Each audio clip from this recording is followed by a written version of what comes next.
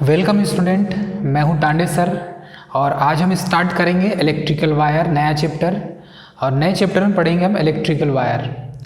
इसके पहले मैं बोलना चाहूँगा सभी स्टूडेंट को, ये जो चैप्टर हम पढ़ रहे हैं ये चैप्टर आईटीआई स्टूडेंट और पॉलिटेक्निक स्टूडेंट के लिए मोस्ट इम्पॉर्टेंट है। अर्थात यहाँ से आपको बेसिक नॉलेज के लिए आईटीआई और पॉलिटेक्निक के स्टूडेंट के लिए इलेक्ट्रिकल के बारे में पूरा विस्तृत रूप में एक फैक्ट को पढ़ना बहुत ज़रूरी है।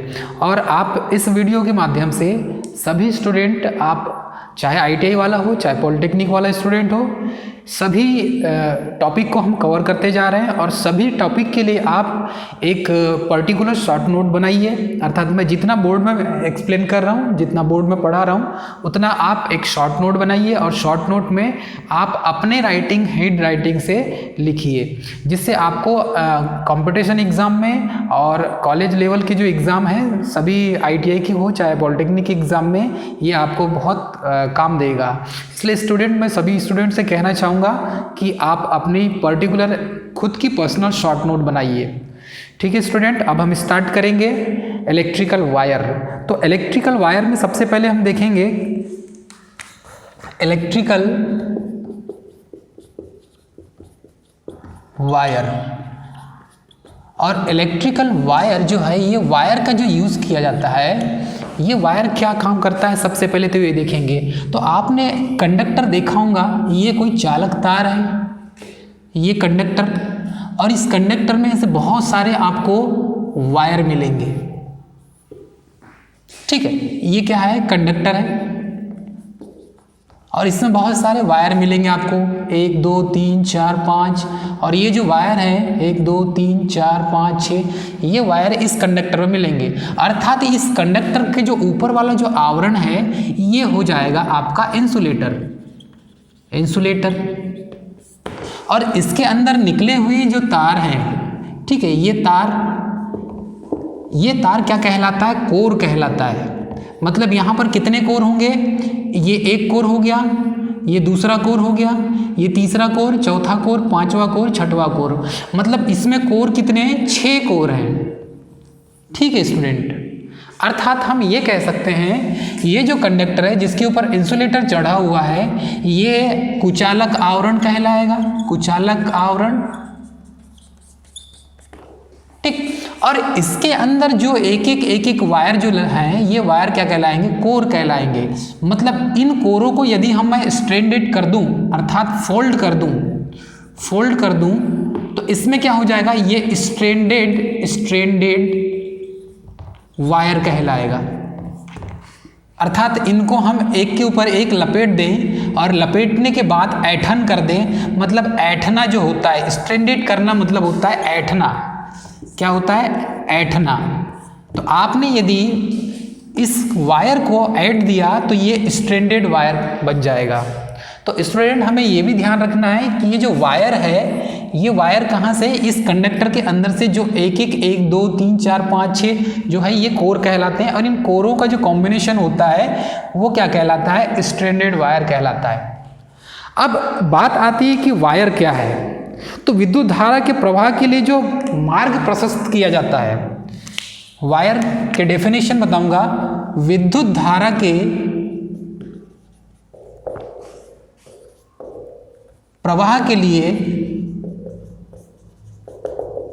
जो मार्ग प्रशस्त किया जाता है, जो मार्ग प्रशस्त किया जाता है, वही वायर है। अर्थात इसी वायर से विद्युत धारा का प्रवाह होगा। और जब इसी वायर से विद्युत धारा का प्रवाह होगा, तो ये जो वायर है, ये वायर होता है नंगा वायर या बिना इंसुलेटेड, बिना कुचालक आवरण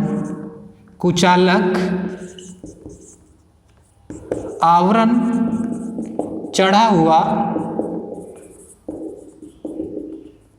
तो जो जिसके ऊपर कुचालक आवरण चढ़ा नहीं होता, वो क्या कहलाएगा, वायर कहलाएगा। अर्थात इसमें विद्युत धारा का प्रवाह क्या होगा, एक मार्ग प्रशस्त करेगा। अर्थात वायर से हम विद्युत धारा प्रवाह कर सकते हैं। और ये जो वायर है, ये कॉपर का या एल्युमिनियम का या अदर नाइक्रोम का, निकेल का या क्रोमियम का, ऐसे धातुओं को मिक्स करके आप बना सकते हैं। तो जिसकी कंडक्टिविटी ज़्यादा होगी, जैसे कि कॉपर की कंडक्टिविटी ज़्यादा होती है, कॉपर की जो कंडक्टिविटी है वो ज़्यादा होती है, तो कॉपर की कंडक्टिविटी ज़्यादा होती है, तो इसका जो वायर जब बनाएंगे हम, तो ये वायर कैसा होगा, अधिक होगा, मतलब कि इसमें चालकता के गुण बहुत अच्छे होंगे। तो इस तरीके से हम वायर को स्टूडेंट समझ सकते हैं। आगे देखेंगे हम, इसमें क्या होता है, अलग अलग टाइप के वायर्स हैं, जैसे कि इनके अलग अलग इनको क्लासिफिकेशन किया गया है। जैसे ट्रांसमिशन लाइन में देखेंगे आप, सबसे पहले जनरेशन, जब जहाँ पर जनरेशन होता है, जनरेशन से लाइन बिछाई जाती है, अर्थात वायर्स का यूज़ किया जाता है, तब वो ट्रांसमिशन सब स्टेशन में आता है, ट्रांसमिशन सब स्टेशन में आता है, और ट्रांसमिशन सब स्टेशन से फिर डिस्ट्रीब्यूशन सब स्टेशन तक जाता है, डिस्ट्रीब्यूशन सब स्टेशन तक जाता है, और डिस्ट्रीब्यूशन सब स्टेशन से ये जाता है कंज्यूमर तक। डिस्ट्रीब्यूशन सब स्टेशन से कहाँ जाएगा, कंज्यूमर तक जाएगा, और कंज्यूमर से सीधे जाएगा मीटर में, और मीटर से फिर आपके घर में सप्लाई आ जाएगा। तो इस तरीके से देखो, इलेक्ट्रिसिटी का जो जनरेशन है, ये जनरेशन कहाँ से स्टार्ट हुआ, जनरेशन प्लांट से स्टार्ट हुआ। अब यहाँ से आपने वायर को यूज़ किया, इस वायर को आप क्या करेंगे, कनेक्शन करेंगे, और कहाँ पर लाएंगे, ट्रांसमिशन सब स्टेशन में, जहाँ से फिर आप ट्रांसमिट करेंगे, फिर वायर का यूज़ करना पड़ेगा आपको। तो यहाँ पर भी आपको वायर यूज़ करना पड़ा, RYB 3 वायर, ठीक है। उसके बाद फिर आपने यहाँ से ट्रांसमिशन सब स्टेशन से इसको फिर आपने क्या किया, ट्रांसमिट किया, आगे बढ़ाया, तो यहाँ पर भी वायर का ही यूज़ करेंगे आप। फिर यहाँ पर भी वायर का यूज़ करेंगे आप, तो ये डिस्ट्रीब्यूशन सब स्टेशन तक पहुँचेगा। अब फिर वहाँ से वायर को आपको क्या करना पड़ेगा, फिर उसका कनेक्शन करके फिर आपको कंज्यूमर तक पहुँचाना पड़ेगा, अर्थात उपभोक्ता तक, तब भी आपको वायर की ज़रूरत पड़ेगी। उसके बाद कंज्यूमर से घर में जो एनर्जी मीटर लगा हुआ है आपके घरों में, एनर्जी मीटर तक फिर आपको सप्लाई पहुँचाना है, तो भी आपको वायर का और केबल्स का यूज़ करना पड़ेगा। तो इसके बाद आपको जो सप्लाई है आपके घर तक पहुँचेगा, अर्थात जनरेशन प्लांट से लेकर कंज्यूमर के एनर्जी मीटर तक जो आपने सप्लाई पहुँचाया है, ये सब वायर और केबल्स के माध्यम से सप्लाई पहुँचा है। तो स्टूडेंट इस चीज़ को भी याद रखना है। तो ये जो वायर और जो केबल्स हैं, इनका हम यूज़ करते हैं। तो वायर क्या होता है, नंगा तार, जिसके ऊपर कुचालक आवरण चढ़ा ना हो, और जो केबल्स है, केबल्स जिसके ऊपर कुचालक आवरण चढ़ा हो, जिसके ऊपर कुचालक आवरण या अचालक आवरण, जिसके ऊपर इंसुलेटर चढ़ा हो, तो इंसुलेशन जिसके ऊपर चढ़ा रहेगा वो केबल्स कहलाएगा स्टूडेंट। तो आइए देखते हैं हम इसमें कि इसका क्लासिफिकेशन, इलेक्ट्रिकल वायर के अलग अलग क्लासिफिकेशन है, और इलेक्ट्रिकल वायर के अलग अलग क्लासिफिकेशन हम देखेंगे। तो इसमें जो कोर मैंने बताया आपको, इस कंडक्टर के अंदर, इस केबल के अंदर जो ये ओपन वायर है, ये ओपन वायर क्या कहलाएंगे, कोर कहलाएंगे। तो यहाँ पर जितने कोर होंगे, ये 1 2 3 कोर, 4 कोर, 5 कोर, इन कोरों को हम यदि स्ट्रैंडेड कर दे, ऐंठने के बाद ये क्या बन जाएगा, स्ट्रैंडेड वायर बन जाएगा स्टूडेंट। तो आप केबल को क्या कर सकते हैं, उसको उसका अचालक आवरण निकाल कर भी आप उसको, उसकी जो तार है उसके कोर को आप गिन सकते हैं। जैसे कि 1/18 लिखा हुआ है, तो 1/18 लिखा है, तो इसे हम क्या समझेंगे, 1/18 का मतलब होता है ये 18 SWG हो गया, और कोर कितना हो गया, 1। तो 1 कोर और उसका जो SWG है, स्टैंडर्ड वायर गेज, वो कितना होगा, वो 18 होगा। तो इस तरीके से आप समझ सकते हैं स्टूडेंट। आइए इसका क्लासिफिकेशन देखते हैं हम, क्योंकि वायर, इलेक्ट्रिकल में वायर अलग अलग प्रकार के होते हैं, और अलग अलग प्रकार के वायर हम इलेक्ट्रिकल में यूज़ करते हैं, जिनमें से बहुत से वायर हैं जो ट्रांसमिशन लाइन में, डिस्ट्रीब्यूशन लाइन में भी यूज़ किया जाता है। उसके बाद आपके घरों में भी वायर यूज़ किया जाता है।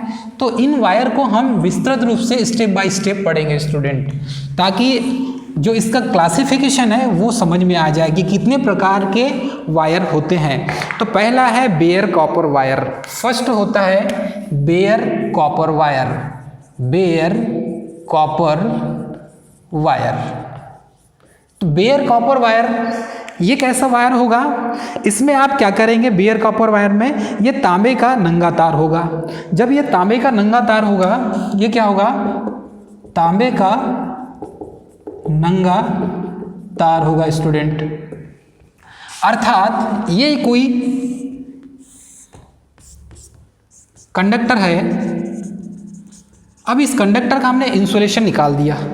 जब इस कंडक्टर का हमने इंसुलेशन बाहरी आवरण निकाल दिया, ठीक है, हमने क्या किया, बाहरी आवरण निकाल दिया, तब क्या हो जाएगा, ये जो है ये इस टाइप से आपको इसके अंदर, अर्थात यहाँ पर जो है बाहरी आवरण निकालने के बाद ये इस टाइप से इसके कोर मिलेंगे आपको। वैसे ये क्या है, ये तांबे का नंगा तार कहलाएगा। तो इसको ऐड कर, यदि आपने ऐड दिया तो ये बन जाएगा स्ट्रैंडेड वायर।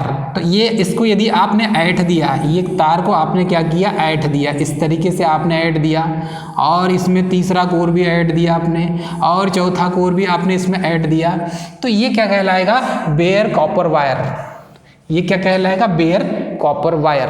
तो इसमें कितने कोर है, हमने 3 कोर, 4 कोर, 1 2 3 4 कोर को हमने क्या किया, ऐड दिया, और ऐडने से इसको हम क्या बना दिए, एक स्ट्रैंडेड वायर बना दिया। तो इस तरीके से हम इसको, इसकी स्ट्रेंथ बढ़ जाएगी, और ये जहाँ पर अच्छे स्ट्रेंथ का कॉपर वायर जहाँ यूज़ करना है वहाँ पर आप इसको यूज़ कर सकते हैं। तो ये हो गया आपका बेयर कॉपर वायर। इसके बाद देखेंगे ACSR वायर। तो ACSR वायर जो है, नाम सुना होगा आपने, ACSR वायर। तो ACSR वायर क्या होता है, ये जो है ACSR वायर, इसका फुल फॉर्म होता है, A से हो जाएगा एल्युमिनियम, C से कंडक्टर, S से स्टील, और R से हो जाएगा आपका रेनफोर्स्ड। तो aluminium, conductor, steel, reinforced. Aluminium, conductor, steel, reinforced, ये जो वायर है इसका यूज ट्रांसमिशन लाइन में, एक तो जनरेशन लाइन में, जनरेशन से सप्लाई पहुंचाने के लिए ट्रांसमिशन लाइन में, और डिस्ट्रीब्यूशन लाइन में। अर्थात जहां जहां आपको 3 फेज सप्लाई मिलेगा वहां पर आपको ACSR वायर मिलेगा, मतलब aluminium, conductor, steel, reinforced wire मिलेगा। अब ये aluminium, conductor, steel, reinforced wire में क्या होता है, हम ये देखेंगे। इसमें सबसे ज़्यादा जो यूज़ किया जाता है वो ओवरहेड लाइन में यूज़ किया जाता है, और ओवरहेड लाइन में चाहे वो ट्रांसमिशन लाइन हो, चाहे डिस्ट्रीब्यूशन लाइन हो, सब स्टेशन में भी इसका यूज़ किया जाता है, स्विच यार्ड में यूज़ किया जाता है इसका यूज़। तो ACSR कंडक्टर आपको लॉन्ग ट्रांसमिशन लाइन, जैसे कि 11 kV की लाइन, 22 kV की लाइन, 33 kV की लाइन, ठीक है, 66 kV की लाइन, ट्रांसमिशन लाइन, और आपका 110 kV की लाइन, 132 kV की लाइन में आपको ट्रांसमिशन लाइन में मिलेगा। मतलब 11 kV से 220 kV की लाइन है ना, 400 kV की लाइन, उसके बाद 765 kV की जो लाइन है, इन सभी ट्रांसमिशन लाइन में ACSR कंडक्टर यूज़ किया जाता है। तो ACSR कंडक्टर की संरचना कैसे होती है मैं ये बताऊंगा। ये है आपका एक कंडक्टर, और ये कंडक्टर में जो बीच वाला है ये स्टील का होगा। ये काहे का होगा, ये तार होगा स्टील का। कौन सा तार होगा, स्टील का तार होगा।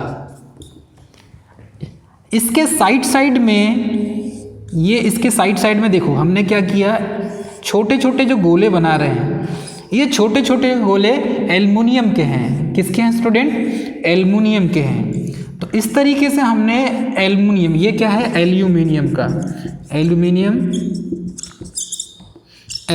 तार है। और एल्युमिनियम तार को हमने क्या किया, स्ट्रेंडेड किया, ऐठा है। और ऐठने के बाद इस स्टील तार के आसपास हमने एल्युमिनियम कंडक्टर को रख दिया।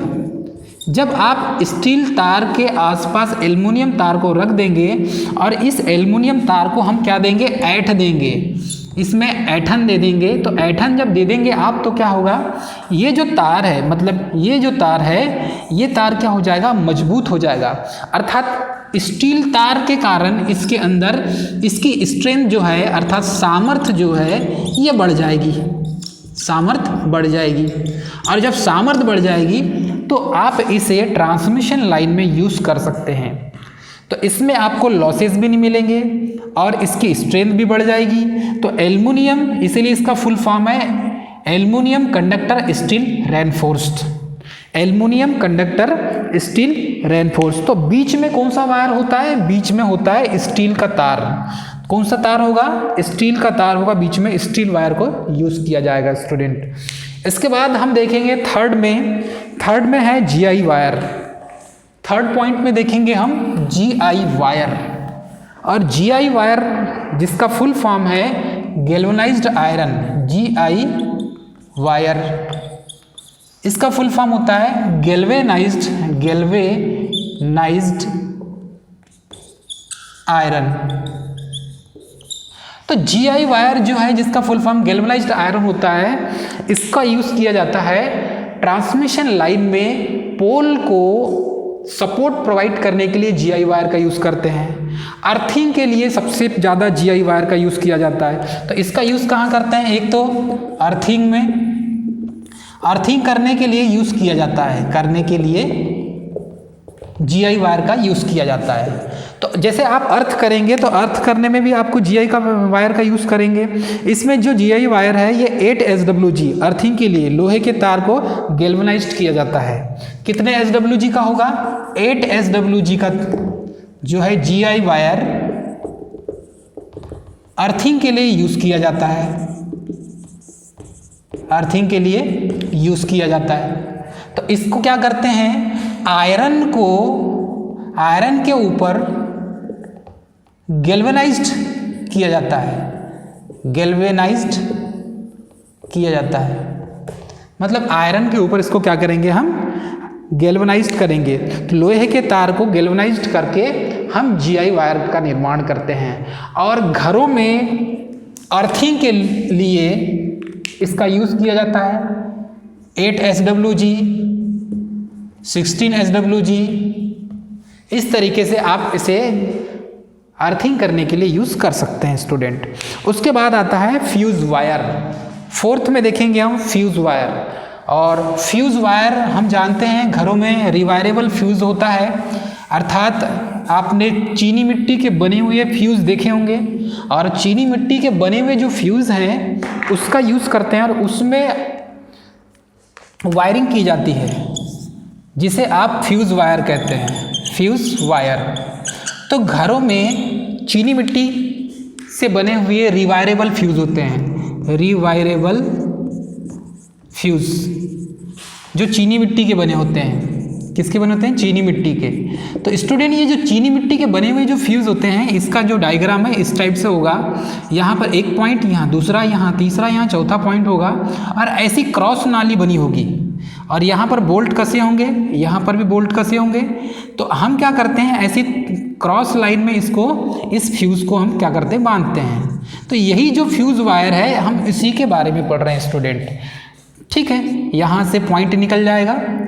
तो इस तरीके से हम ये जो फ्यूज़ वायर है इसका यूज़ करते हैं। तो ये जो रिवायरेबल फ्यूज़ होता है, रिवायरेबल फ्यूज़ में इसका यूज़ करते हैं। तो इसका जो गलनांक होता है स्टूडेंट, वो बहुत निम्न होता है। इसका गलनांक क्या होगा, गलनांक निम्न होगा। यदि इसका गलनांक उच्च रख देंगे तो ये जो फ्यूज़ वायर है शॉर्ट सर्किट की कंडीशन में या ओवरलोड होने की कंडीशन में ये जो फ्यूज़ वायर है ये गलेगा नहीं, मतलब कि मेल्ट नहीं होगा और ये उड़ेगा नहीं। तो इसका जो गलनांक क्या करेंगे, निम्न रखेंगे। अर्थात ऐसा फ्यूज़ वायर यूज़ करेंगे जिसका गलनांक निम्न हो। ठीक है स्टूडेंट। तो इसका जब गलनांक निम्न होगा तो लोड के बढ़ने पर, किसके बढ़ने पर, लोड के बढ़ने पर ये जो फ्यूज वायर है ये यहाँ से ब्रेक हो जाएगा, गल जाएगा, अर्थात इसमें अत्यधिक धारा प्रवाहित होगी। इसमें क्या होगी, जब लोड बढ़ेगा तो धारा मतलब करंट का मान अधिक हो जाएगा, धारा अधिक प्रवाहित होगी। इस रिवायरेबल, इस जो फ्यूज वायर जो है, रिवायरेबल जो फ्यूज है उसके अंदर जो वायर लगा है फ्यूज वायर, उसमें जब इसमें लोड बढ़ने पर करंट ज़्यादा इसमें गेन होगी तो ये क्या करेगा, करंट अधिक होने के कारण ये ब्रेक हो जाएगा, अर्थात यहाँ से गल जाएगा, और गलने के कारण ये सर्किट को ऑफ कर देगा, मतलब सर्किट कट ऑफ हो जाएगा।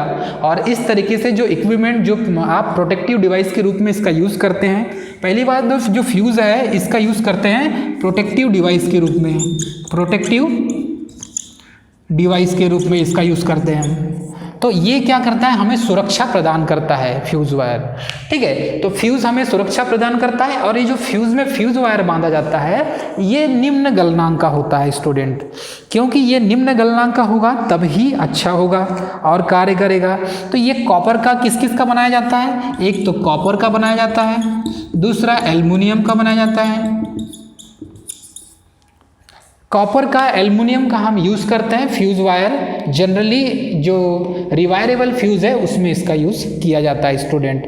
इसके बाद देखेंगे हम यूरेका वायर, यूरेका वायर। तो यूरेका वायर जैसे इसका नाम है तो इसका गलनांक तो बहुत उच्च होगा, ठीक है स्टूडेंट। 5th नंबर का है यूरेका वायर, और यूरेका वायर इसका जो गलनांक होगा स्टूडेंट वो उच्च होगा। इसमें क्या होता है, कॉपर 60% और निकिल 40% होगा। इसमें कॉपर कितना हो जाएगा, कॉपर 60% और निकिल इसमें 40% होगा स्टूडेंट। तो कॉपर 60%, निकिल 40%, इसका जो गलनांक है वो गलनांक उच्च होता है, गलनांक क्या हो जाएगा, इसका उच्च होगा स्टूडेंट। और इसका जो यूज़ करते हैं क्या बनाने में करते हैं हम, रियोस्टेट बनाने में, रियोस्टेट बनाने में, रजिस्टेंस बनाने में, रजिस्टेंस बनाने में इसका यूज़ करते हैं स्टूडेंट। तो जो यूरेका वायर है इसका गलनांक उच्च होने के कारण रियोस्टेट बनाने में, और रियोस्टेट का यूज़ करते हैं हम पैनल बोर्ड में, पैनल बोर्ड में, पैनल बोर्ड में आपको मिलेगा रियोस्टेट लगा हुआ, ठीक है। आप मोटर का कोई पैनल बोर्ड देखेंगे या जनरेटर कोई पैनल बोर्ड देखेंगे तो आपको वहाँ रियोस्टेट लगा हुआ मिल जाएगा आपको। तो ये जो रियोस्टेट बना होता है, रजिस्टेंस बने होते हैं, ये यूरेका वायर के बनते हैं स्टूडेंट, क्योंकि इसका गलनांक जो है वो उच्च होता है। इसके बाद देखेंगे हम इसमें नाइक्रोम वायर, इसके बाद देखेंगे हम नाइक्रोम वायर। तो जो नाइक्रोम वायर होता है ये भी यूरेका वायर के समान ही होता है। तो नाइक्रोम वायर 6 है आपका नाइक्रोम वायर। नाइक्रोम इसका जैसा नाम है, Ni से ये हो जाएगा निकिल, और ये क्रोम से हो जाएगा क्रोमियम। तो ये निकिल हो जाएगा और ये हो जाएगा क्रोमियम, ठीक है स्टूडेंट। इसके इन दोनों के संयुक्त ज्वाइंट से इसका नाम बना है नाइक्रोम वायर।